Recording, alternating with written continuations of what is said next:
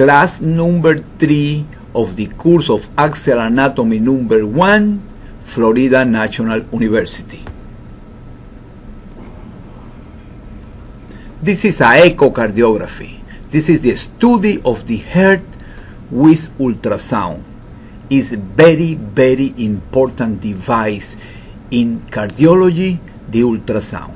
And in this moment, more than this, three-dimensional ultrasound that in other areas is not so important yet as two-dimensional ultrasound, not in echocardiography. In echocardiography, three-dimensional ultrasound is something that is advancing, and in the future, the protocols of the heart must be using three-dimensional ultrasound. But by the moment, we are going to review the two-dimensional ultrasound that is more common in use right now.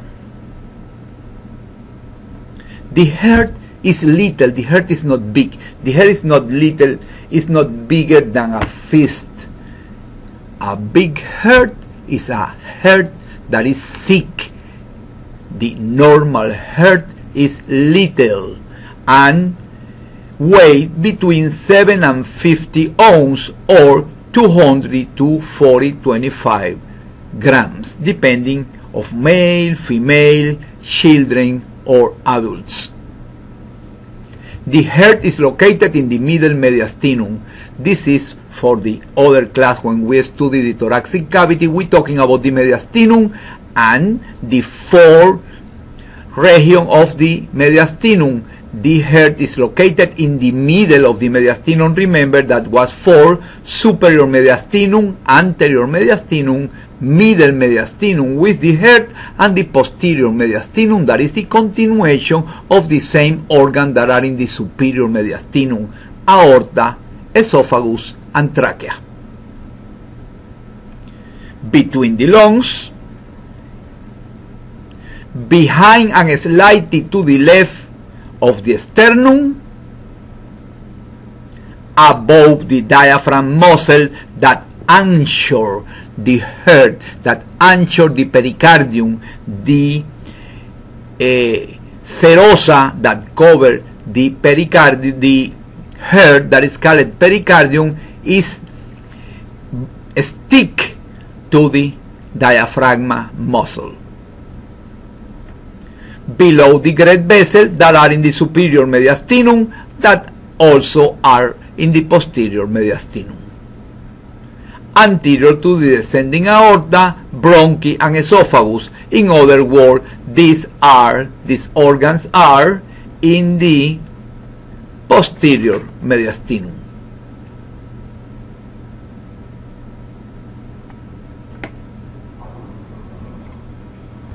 I thought it would be fun to see how all of this works in a living subject, and to that end, we're now going to turn our attention over here to an echocardiogram. This is a non-invasive way in which we can ascertain heart structure and function in the living human being. It has the benefit of allowing us to use sound waves rather than any radiation to image the heart, to have an estimate of sizes of the walls of the chamber of the heart and movement of the heart valve. On our last slide, I'm just going to show you a schematic of how we are going to look at the echocardiogram. The transducer is placed on the chest, and a sound wave passes through the right ventricle, through the interventricular. Pericardium.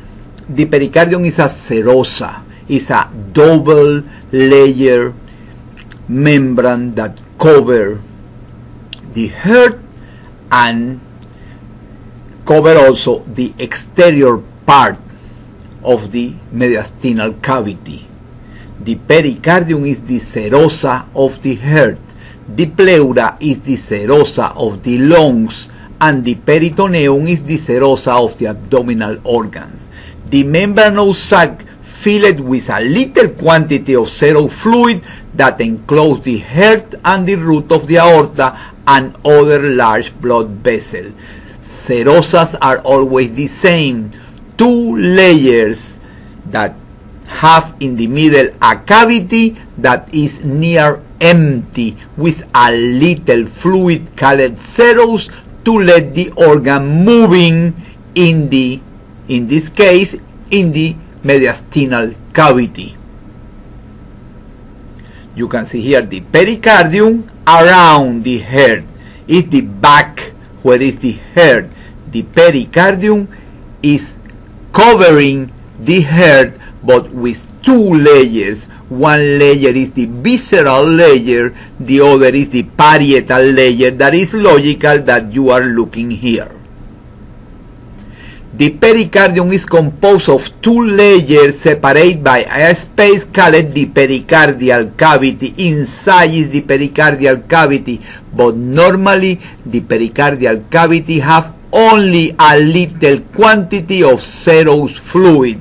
No, a big quantity of fluid in the pericardium cavity is normal. The outer layer is termed the parietal pericardium, exactly like the parietal pleura, and the inner layer is called the visceral pericardium, exactly like the visceral pleura. Other schematic picture, visceral pericardium around the heart, pericardial cavity between the visceral and parietal pericardium, and the parietal pericardium, that is the outer layer of the pericardium. The pericardium has two layers. One is called visceral, the other is called parietal, and in the middle the pericardial cavity that normally only have a little quantity of fluid called serous. The parietal pericardium form a strong protective sac for the heart and serve also to anchor it with the mediastinum, in particular with the diaphragm. You can see a picture of the pleuras, the heart with the pericardium, because the pleuras and the pericardium are very, very near. The heart, the pericardium, parietal pericardium is the outer layer.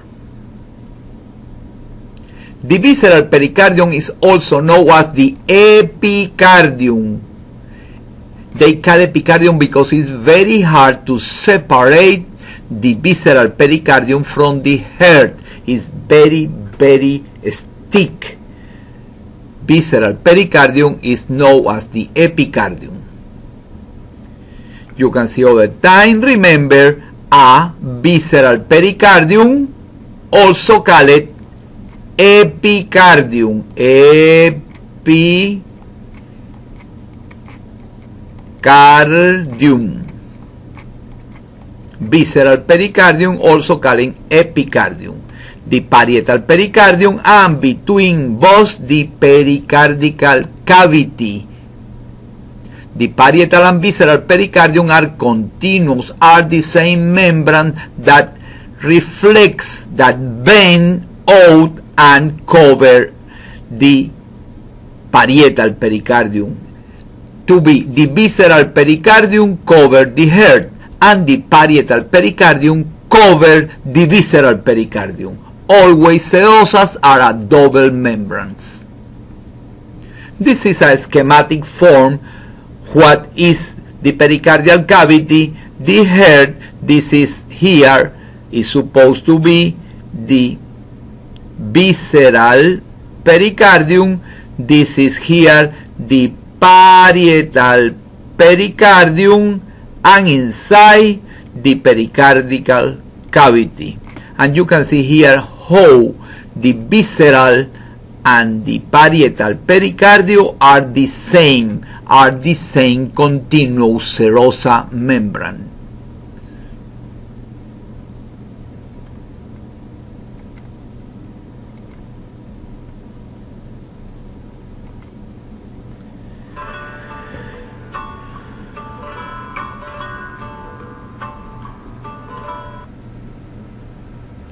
Myocardium. Myo means muscle.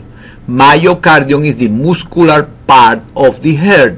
the muscle of the heart wall that contract to push out blood. In other words, it's the most important part of the heart, the myocardium, because it's the muscle, the part of the heart that produce the energy to provide blood circulation.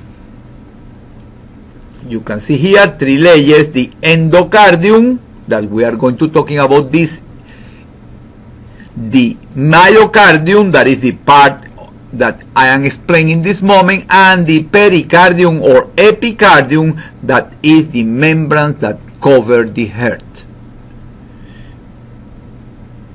The myocardium is composed by specialized cardiac muscle cells with an ability not possessed by muscle tissue elsewhere in the body. In other words, the muscular cells of the heart are different than the muscular cells of the body, have something very particular, and this is that the cardiac muscle also conduct electricity, contract and also conduct electricity. In other words, act like the muscle and also act like a nerve.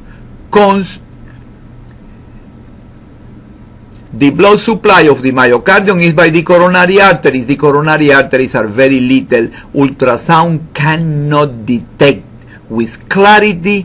The coronary arteries are very, very important because the etiology of the infarction of the heart is because the obstruction of the coronary arteries. But coronary arteries are not good for ultrasound because are very little. You can see here the left coronary artery, the most important, the right coronary artery, and the disease, the pathology more common of the coronary arteries is the obstruction by atherosclerotic plaques. Endocardium is the inner layer of the heart and is continuous with the endothelium. Endothelium is the inner layer of the blood vessels. Endocardium, that is continuous endothelium, is the inner layer of the heart. This is for remember what is systole. Remember that systole is contraction. Very easy, it's only to remember. Systole is the contraction of the heart. Diastole is the relaxation, the finish of the contraction. Diastole is the period of time when the heart relaxes after a new contraction. This graphic is very important. I am going to put a lot of questions about this graphic in the test, and I need you know and you can localize all the structures that are here. All are important. We are going to be here the inferior vena cava that give blood to the heart, to the right atrium, the tricuspid valve that is between the right atrium and the left atrium, the pulmonary valve that is at the beginning of the pulmonary artery that give blood to the lungs to get oxygen, the superior vena cava that give blood to the right atrium, blood coming from the arms and the head. You can see here the aorta, very important, with the innominate artery or brachiocephalic trunk, the left common carotid, the left subclavian artery. Here you have the pulmonary artery, that is the continuation of the pulmonary valve, the pulmonary veins that return oxygenated blood to the left atrium, the bicuspid or mitral valve, the semilunar valve called aortic valve that is similar to the pulmonary valve but is in the aorta. The left ventricle, the endocardium, the myocardium and the epicardium, and in the middle the interventricular septum and the right ventricle. Everything is important here. I need that you know all these areas of the heart, of the aorta, IVC, everything here is important. Right atrium receive the oxygenated blood because everything that is in the right side of the heart working with deoxygenated blood. Remember, right deoxygenated blood. Everything in the right side is with deoxygenated blood.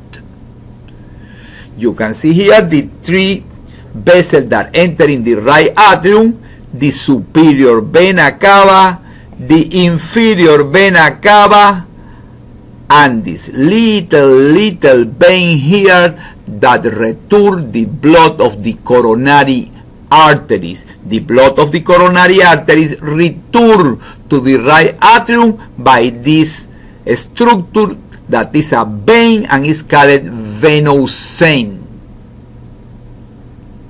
Right atrium pumps blood into the right ventricle through the tricuspid valve. Tricuspid valve because have three leaflets. Tricuspid valve is in the right side. The tricuspid valve is on the right side of the heart, between the right atrium and the right ventricle.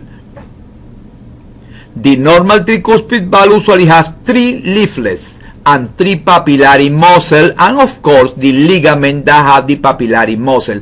The function of the papillary muscle and the ligament is don't let the valves open, don't let the valves to let the blood coming in the wrong direction. The papillary muscle of the heart serves to limit the movement of the mitral and tricuspid valves, because the mitral valve also have papillary muscle, not three, only two, because the mitral valve have only two leaflets. Right ventricle have deoxygenated blood and pump in the pulmonary artery through the pulmonary valve. The pulmonary valve is called semilunar valve of the heart and lie between the right ventricle and the pulmonary artery, has three cups.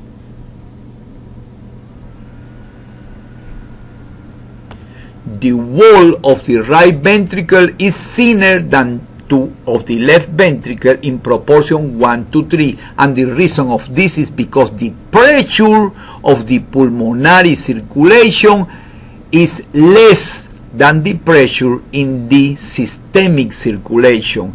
The pressure in the systemic circulation is 120 AD. The pressure in the pulmonary circulation is less. This is the reason the wall of the right ventricle is thinner as the wall of the left ventricle, because the left ventricle works against a big pressure gradient. The cavity of the right ventricle equal in size, because the quantity of blood that go from the right side is the same quantity of blood that go through the left side. In other words, the walls are different, but the volume are the same in normal hearts. Because when there are disease, sometimes are dilatation, and sometimes are dilatation of some cavities, and other cavities remain in the same volume. This is for what normally the volume of the right ventricle and the volume of the left ventricle are the same. Even the wall of the left ventricle is thinner because the gradient of pressure of the pulmonic circulation is less than the gradient of pressure of the right of the left or systemic circulation. Left atrium have oxygenated blood. Everything that is in the left side have oxygenated blood that coming from the pulmonary veins. The pulmonary veins return the oxygenated blood from the lungs and put in the left atrium.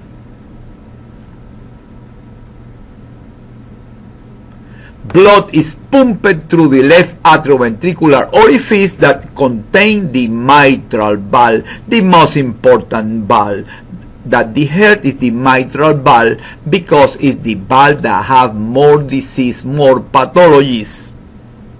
Everything in the left side is in general more important than the right side. The majority of disease of the heart represent problem in the left side, not all, but in the majority. It's also known as the bicuspid valve or left atrioventricular valve. The mitral valve have two cup leaflet at different of the tricuspid valve. The tricuspid valve have three. The mitral only have two, and this is the reason some call the mitral valve the bicuspid valve, the bicuspid valve. Left ventricle receive oxygenate blood from the left atrium and pumps in the aorta through the aortic valve. Aortic valve is the beginning of the aortic artery, lie between the left ventricle and the aorta. The aortic valve, as the pulmonary valve, have three cups, are called semilunar valves. You can see here a diagram of the valve close, and you can see that looking like a Mercedes-Benz, and you can see here that it's triangular when it's open, and it's like a Mercedes-Benz when it's closed. By teenage and adult age, is what have thickening to 3 to 6 times greater than to the right ventricle. The wall between the left and right ventricle is called the ventricular septum. The most common congenital disease of the heart is communication between the right and the left ventricle, but are not the most dangerous. A lot of people have communication in the septum and are asymptomatic. Sometimes the communication between right and left ventricle repair with time.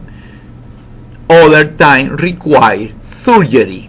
Is the most common congenital disease of the heart is the communication between ventricles. The mitral valve and the tricuspid valve are now collective as the atrioventricular valves. Normally functioning atrioventricular valve, mitral valve or tricuspid valve open to pressure during diastole. This is that I always remember to know what valves are open or what valves are closed. Mitral valve is open in diastole. If the mitral valve is open in diastole, the tricuspid valve also is open in diastole, because the tricuspid valve is also a atrioventricular valve. If the mitral valve is open in diastole, pulmonary and aortic valve are closed in diastole. And the contrary happens. In systole, mitral valve is closed. Tricuspid valve is also closed, but the semilunar valves, aortic and pulmonary, are open in systole. Aortic valve is open in systole, pulmonary valve is open in systole, and the atrioventricular valves, mitral in the left side, tricuspid in the right side, are closed in systole. It's easy to remember if you always remember that the mitral valve is open in diastole to let the heart refill and produce a new systole. Remember, atrial valve, atrioventricular valve, or mitral valve are open in diastole and close at systole. The pulmonary valve and the aortic valve are called semilunar valves. In general are open in systole and closed in diastole. In other words, if a semilunar valve is open, the other semilunar valve is open too, but the atrioventricular valves are closed. Remember, semilunar valves, aortic valve, that is the most important, are open in systole and closed in diastole. The aortic valve and the pulmonic valve open in systole. Open in systole, the contrary of the mitral valve, when the pressure in the ventricles rise above the pressure in the artery. Remember that systole is contraction. When there are contraction, there are a rise in the pressure inside the ventricles. When the pressure inside the ventricles is bigger than the pressure in the aortic artery or the pressure in the pulmonary artery, the blood comes from the ventricles to the pulmonary artery or aortic artery.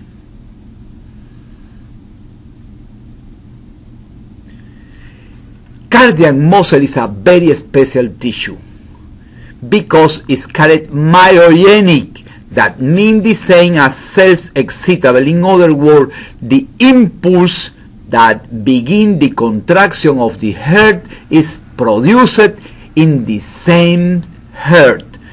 The heart is a muscle that is involuntary. There are no nerves that begin the contraction. Yes, the heart is controlled by the autonomous nervous system, but not the contraction. The contraction is spontaneous. Even there are some nerves that act and produce tachycardia or bradycardia. In reality, the impulse that produces the contraction of the heart is produced in the same heart. In other words, cardiac muscle is auto-excitable. The production of the contraction is in the same heart tissue or muscular tissue.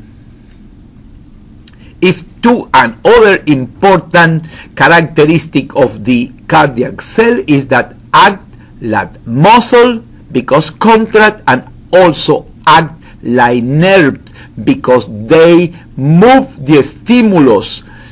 The stimulus go through the cells of the heart, working like a muscle when contract and working like a nerve when the stimulus pass through.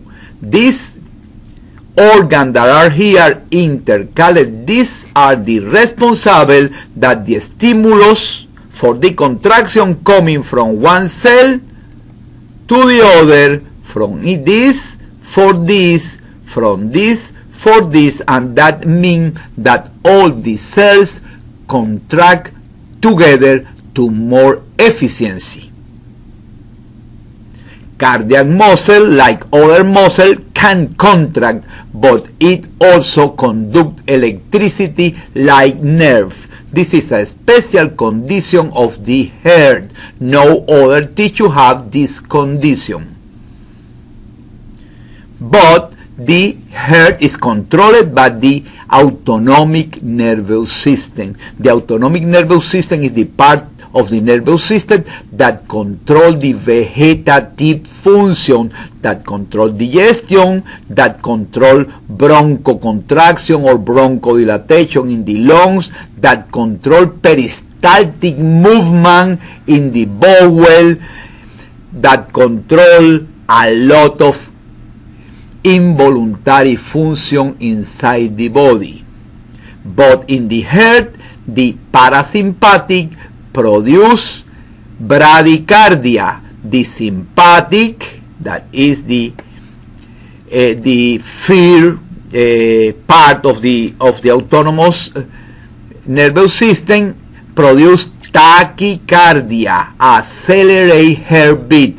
sympathetic tachycardia, in other words, more beats, and parasympathetic, the contrary, produce bradycardia, slow beats, in other words, working the contrary.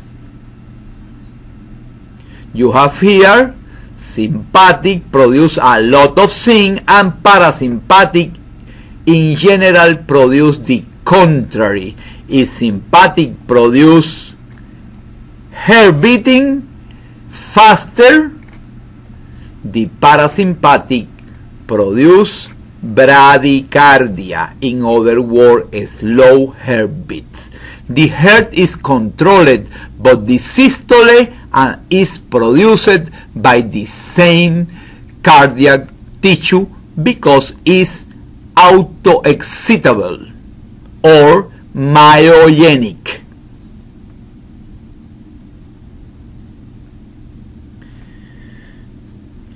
Electrical conduction system of the heart. The normal electrical conduction in the heart allows the impulse that is generated by the sinoatrial node, something that is here to the heart, to be propagated to the myocardium. In other words, the natural pacemaker of the heart is called sinoatrial node and is located near the superior vena cava in the right atrium. This is that produce the impulse, the beginning of the systole. Sinoatrial node is the pacemaker, the natural pacemaker of the heart, and you can see that is near the superior vena cava. Signals arising in the sinoatrial node stimulate the atria to contract and travel to other node that is called atrioventricular node because it's between the atrium and the ventricles. Between the atrium and the ventricles is the atrioventricular node. The atrioventricular node do not produce the stimulus. The atrioventricular node propagate the stimulus from the ventricle, but also produce a little delay to let the ventricle fill better with blood. The stimulus is produced in the sinoatrial node, from the sinoatrial node coming for the atrioventricular node. In the atrioventricular node, there are a little delay to let the ventricles feel better. After this, the stimulus go by special cardiac cells and is delivered to all the left and right ventricle. After a delay, the stimulus is conducted through the bundle of his to the Purkinje. This is a specialized cells that faster than the other cells deliver the stimulus to all the myocardium of the ventricles at the same time to produce a synchronic contraction, a synchronic systole. In other words, it's important all the cells of the heart contract at the same moment, and this is the function of the of Purkinje. You have here other schematic.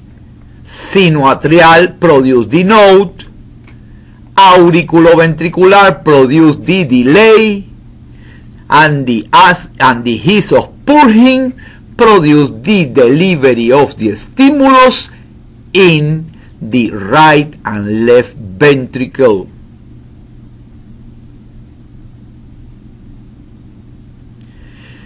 The electrocardiogram produces three different parts of the electrocardiograph wave.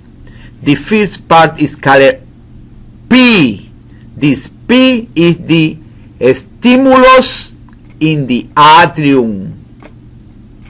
Stimulus in the atrium. The QRS is stimulus in the ventricles, and the last one, that is the T, is the repolarization.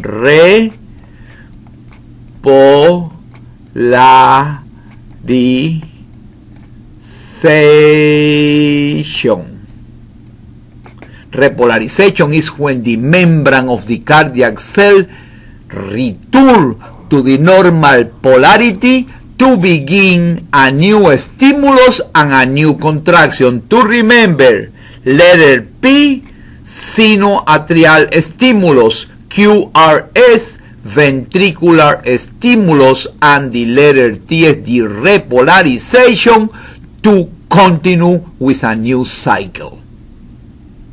Atrium excitation, ventricle excitation, and repolarization.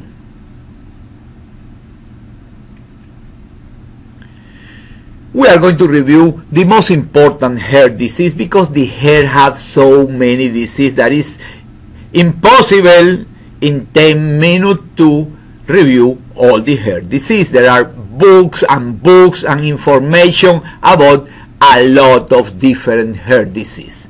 The most important of all the heart disease is the myocardial infarction. The myocardial infarction is the first cause of death in the world, and it's a very important disease, very investigated, a lot of different devices to make diagnosis.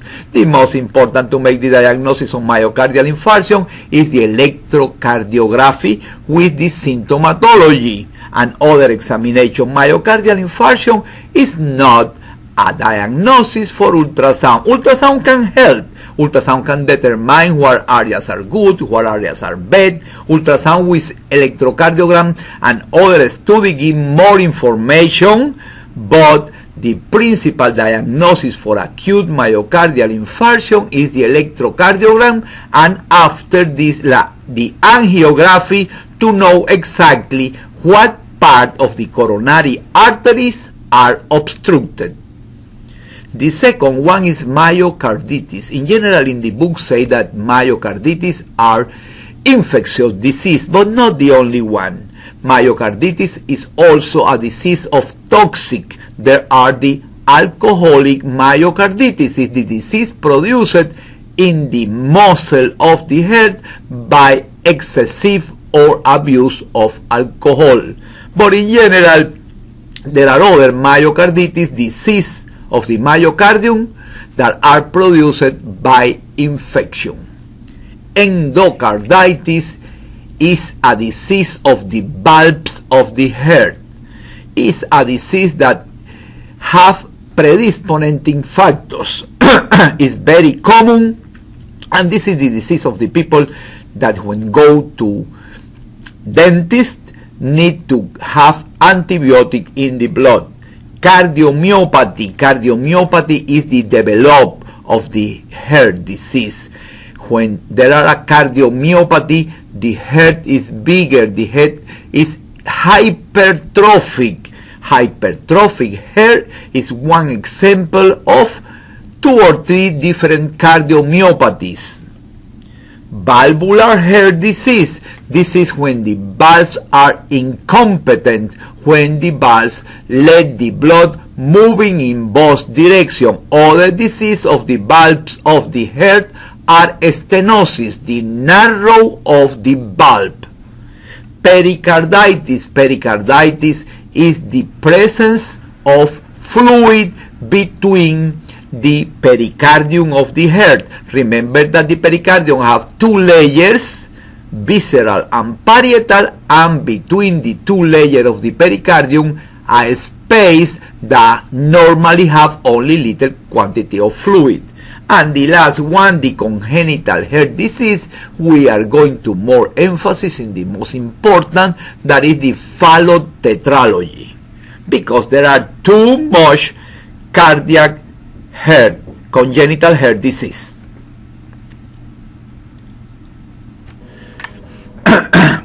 The first and most important disease of the heart is the myocardial infarction. It's the obstruction of the coronary arteries. Ultrasound is not the best for the diagnosis of myocardial infarction. Electrocardiography is better. Ultrasound can help in the treatment, in the prognosis, in getting more information with other devices that are very, very developed in the cardiology. But ultrasound is not the best to make the myocardial infarction, a diagnosis that must be done very fast to save the life of the patient. Acute myocardial infarction, commonly known as heart attack, is a disease state that occurs when the blood supply to a part of the heart is interrupted. In other words, an obstruction of the coronary arteries produced by the presence of plaque. Atherosclerotic plaques in the coronary arteries are the principal cause of the myocardial infarction. The myocardial infarction is the leading cause of death for both men and women all over the world. It's a very important disease, and there are a lot of investigations to improve the outcome of the myocardial infarction. The first thing, the most important, is the patient is alive when go to the hospital, have a lot of chance of surviving. You can see here the heart disease is approximately 30 to 34% of the deaths per 100,000. Heart disease is the most important cause of death in the world, both women and men.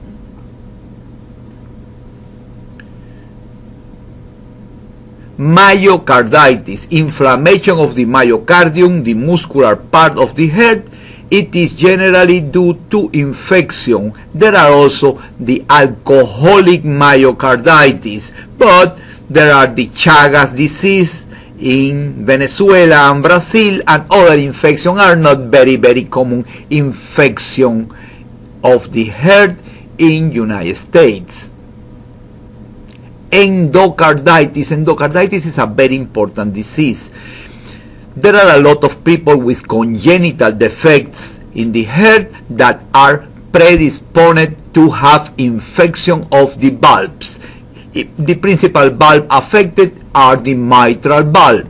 There are other characteristics, other peculiarity of the endocarditis in the person that use endovenous drugs. In the person that use endovenous drug can be produced endocarditis in the right side, in the valves of the heart of the right side, tricuspid or pulmonary valve, but not in the left side, because bacteria cannot go through the lungs and enter in the left atrium or left ventricle. Endocarditis produced by endovenous drug user are always in the right side, but the other endocarditis are more common in the mitral valve. Even called endocarditis, that suppose coming from endocardium, is not a disease of all of the endocardium of the heart. It's a disease of the valves of the heart. Endocarditis have something that you can see in ultrasound, like vegetation, like algae, that are very easy to diagnose.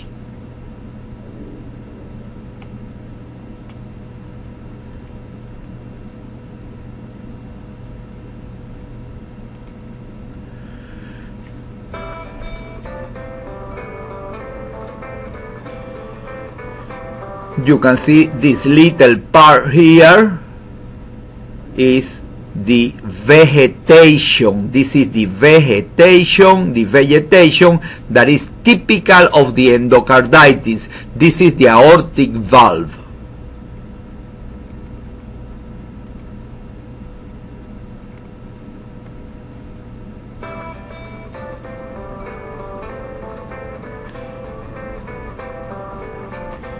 The aortic valve in the center of the image with the vegetation. This is diagnosis of endocarditis. It's a disease of the valves.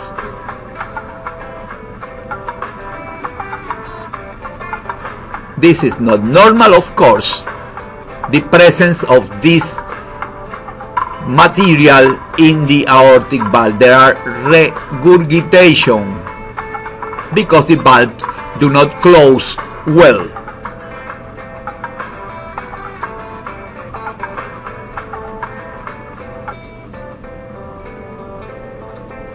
Other plane that you can see the vegetation in the aortic valve.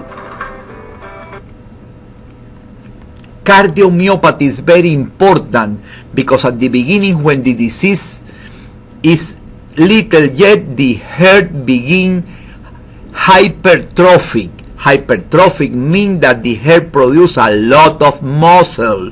When the muscle is too big, this is not good for the heart. Remember that the heart is not big like the feet of the person. When there are a cardiomyopathy or myocardial growing, and this is very bad. Literally means heart muscle disease is the deterioration of the function of the myocardium of any reason. Hypertrophic myocardiopathy can be produced by a long hypertension, can be produced by a stenosis of the aortic valve. Is the growing, the myocardium become very sick, looking the difference between the normal, very sick, and this is the most important form of cardiomyopathy. When the hypertrophic finish, begin the dilated cardiomyopathy. This is the final part of the heart disease. Dilated cardiomyopathy is the worst disease of the heart. The heart had no more muscular tissue and begin with a very little ejection fraction. Ejection fraction is the quantity of blood that the percentage of blood that the heart push away each contraction. In a dilated myocardiopathy, the percentage is very little. The quantity of the blood remain inside the ventricles when the heart contracts. In other words, a low ejection fraction. You can see here the comparison between a hypertrophic cardiomyopathy and a normal section of the heart. Hypertrophic, very big cardiac muscle, not good, is a disease. This is the X-ray of a person with a dilated myocardiopathy.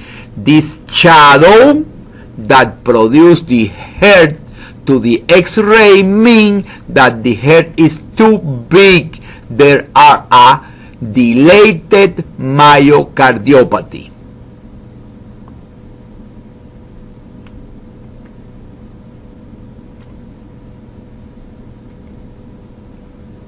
This is the echocardiography of dilated myocardiopathy. You can see that the left ventricle is dilated, is too big. Normally it's not like this. This is a normal heart.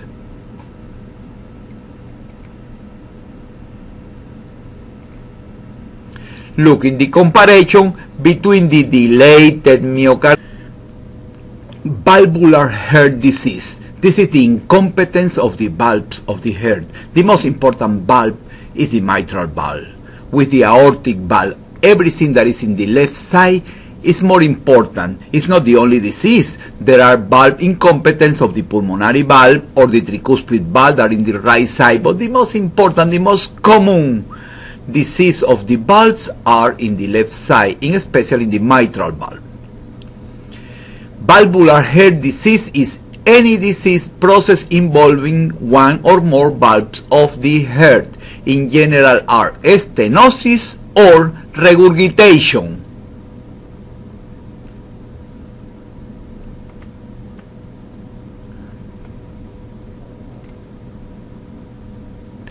there are a picture of the regurgitation in the mitral valve. Regurgitation in the mitral valve with color Doppler.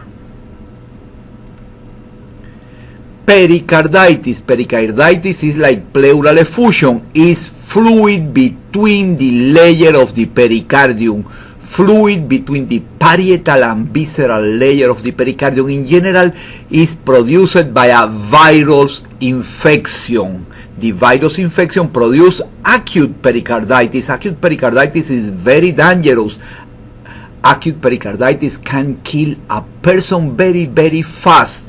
The diagnostic with ultrasound of the pericarditis is very easy, and it's important for this that all emergency department have a ultrasound or sonographer that are able to localize the pericardial effusion and to diagnostic acute pericarditis, because chronic pericarditis is different.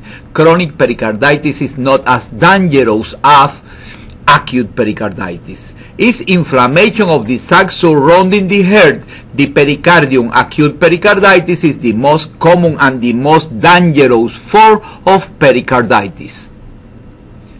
And the last one is the congenital heart disease. There are a lot of congenital heart disease, not only one, but the most important that is that everybody remember, and this is not the most common. The most common is the intraventricular communication, that also the tetralogy of Fallot have intraventricular communication, but it's more complex. The congenital heart disease is the most frequent form of major birth defect in newborns, affecting close 1% of newborn babies. Congenital heart disease are very common. It's a very important problem for health. Congenital heart disease is near 100% of the newborn babies. And the tetralogy of Fallot, that is tetralogy because have 4. The first one is the ventricular septal defect. Ventricular septal defect is here. You can see the communication between the left and the right ventricles. The second one is the very important because it's the cause of the number 3.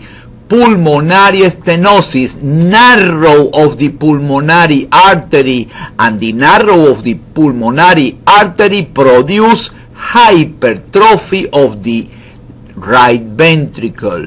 The stenosis in the pulmonary artery produce hypertrophy in the right ventricle. And the last one is the overriding aorta. Aorta normally must be in the left ventricle, but in this pathology the aorta is between the left and the right ventricle.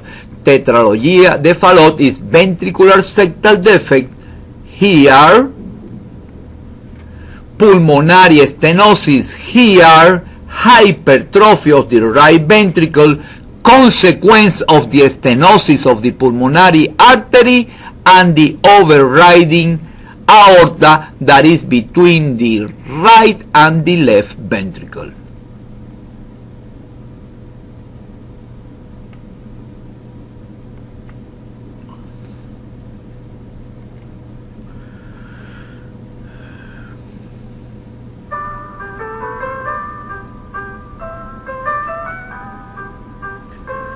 See in color Doppler the communication between the right ventricle and the left ventricle. This color means that the blood is coming from the right to the left ventricle, or from the left to the right in this case.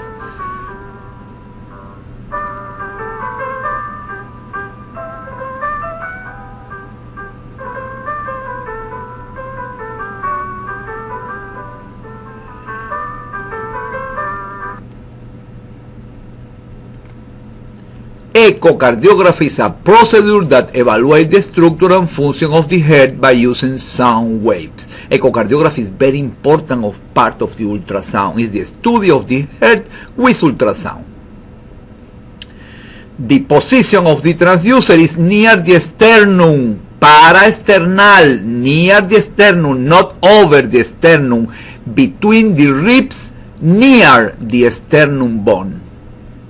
This is the picture, the principal picture that is, and the picture number 1 of the ultrasound of the heart, that is the long axis. In the long axis we can see very good the left ventricle, the left atrium, the mitral valve, the aortic valve, the septum, and the wall of the left ventricle. Cavities also. Parasternal long axis, you can see here right ventricle, left ventricle, aorta, and left atrium. This is the mitral valve, this is the aortic valve. You can see in systole that the aortic valve is open in systole and the mitral valve is closed in systole. This is end mode of the aortic valve to measure aortic and left atrium. This is the end mode in the mitral valve that produce the typical M, fast entry of blood, contraction of the atrium. End mode of the left ventricle, very important to get the ejection fraction, the quantity of blood, the percentage of blood that the heart push each contraction. This is other 4. This is a parasternal short axis. Excuse me, it's not long axis, it's short axis. Short axis, parasternal short axis, mitral valve open in diastole, mitral valve is open in diastole, mitral valve is closed in systole. Parasternal short axis, same mistake. Parasternal short axis, left ventricle. You can see this is the pillars of the mitral valve. This is the right ventricle, left ventricle. Parasternal short axis, aortic view, no long, excuse me, short axis. This is the aortic valve with the 3 leaflets.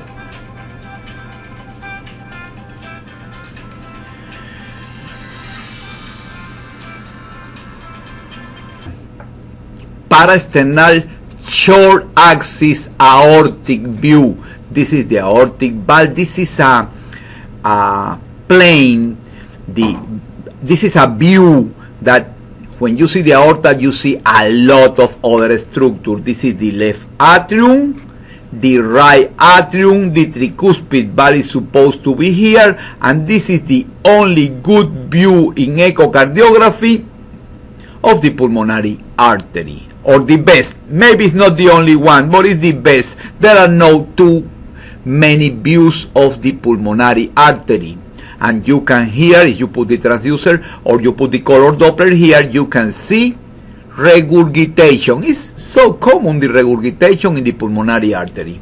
This is the aortic valve in systole. Systole is open. The aortic valve is open in systole. The aortic valve is closed in diastole. This is the other position of the transducer. The other window is called apical, is in the 6th intercostal space and the anterior axillary line, with the mark of the transducer to the back of the patient. Apical 4-chamber is a very good view. You can see all the 4 ventricles and the 2 atrioventricular valves, mitral and tricuspid, apical 4 chambers. Similar to apical 4 chambers is the apical 5 chambers. With a little movement, you can see the aorta. This is a good view to measure the velocity of the blood in the aortic valve. and the end. Thank you very much.